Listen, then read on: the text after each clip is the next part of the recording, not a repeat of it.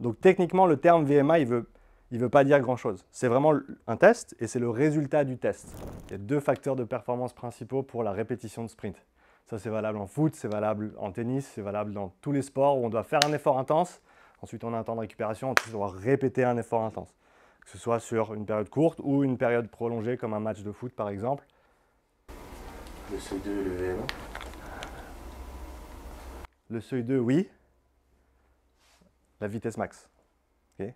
VMA, ça va tomber quelque part par ici. C'est quoi la VMA? Vitesse maximale aérobie, ça veut dire quoi? C'est la vitesse à laquelle on peut courir le plus rapidement possible avec le maximum de quantité d'oxygène. Alors ça, c'est ce qu'on nous apprend à l'école. La VMA, c'est le résultat d'un test progressif. Le test VMA, c'est un test incrémental qui peut être fait en course à pied, qui peut être fait en vélo. Et tu complètes le dernier palier, c'est ton résultat de test. Ça, c'est ta VMA. D'accord? Invariablement, quand tu finis ton test, tu vas être dans quel domaine? Sur un test VMA classique. Non. Sévère. Haute intensité, ici. OK? Là, ça va tranquille. Là, ça devient un peu plus dur. Là, dès que tu passes cette transition, on se rappelle qu'on perd cet équilibre interne, on n'arrive plus à subvenir aux besoins. Si on parle d'oxygène, ça c'est important que vous le sachiez pour plus tard. En gros, au-delà de ça, on ne peut plus augmenter notre apport d'oxygène. C'est-à-dire que nos muscles continuent de consommer de plus en plus, parce que plus tu fais un effort intense, plus tu consommes d'oxygène. Mais par contre, une fois que tu as dépassé ça, ben, tu as maximisé ton apport. Là, ça monte, ça monte, ça monte, boum, ça ne monte plus. Maintenant, il y a un plateau. Et on ne peut plus subvenir aux besoins. Ce qui fait qu'on a ce décalage entre ce dont on a besoin et ce qu'on peut vraiment apporter. On continue d'en utiliser plus, on atteint la VO2 pic ou la VO2 max. Et en général, on doit ralentir ou s'arrêter juste après. D'accord? Donc, invariablement, l'échec d'un test VMA, il va se passer dans ce domaine. OK? Maintenant, techniquement, tu viens ici, tu passes assez de temps, tu vas atteindre ta VO2 max aussi. Tu viens là, ça va prendre beaucoup moins longtemps, mais tu vas aussi atteindre ta VO2 max. Donc techniquement, le terme VMA, il veut pas dire grand-chose. C'est vraiment un test et c'est le résultat du test.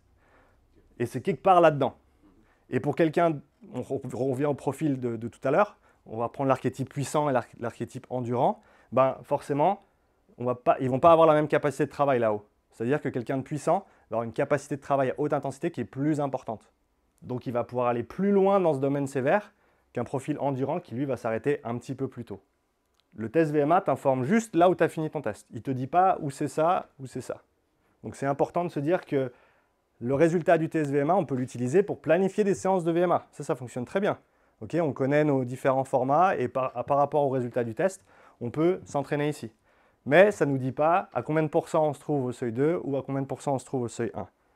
Okay?